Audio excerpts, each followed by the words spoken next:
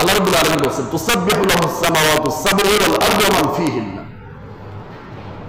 আল্লাহ রাব্বুল আলামিন বলেন যে 7 আসমান আর 7 জমিন, 7 আসমান 7 জমিন এবং এই 7 আসমান আর জমিনের ভিতর যা কিছু রয়েছে সব কিছু আল্লাহর কি করে গোলামি করে, তাসবিহ পাঠ করে, আল্লাহর হুকুম মেনে চলে।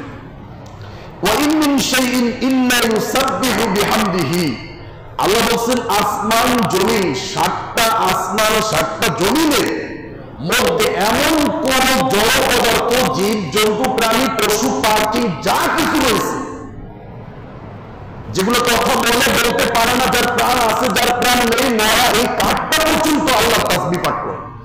আল্লাহ কি বলছেন ওয়ালাকিন লা তাফকাহুনা তাসবিহাহুম, কিন্তু তোমরা মানুষ হিসেবে তোমাদেরকে আমি এতটুকু বুঝ শক্তি দেই নাই যে এই কাঠটা জিকির করবে তুমি বুঝতে পারবে। এটা আমি রব্বুল আলামিন বলছি।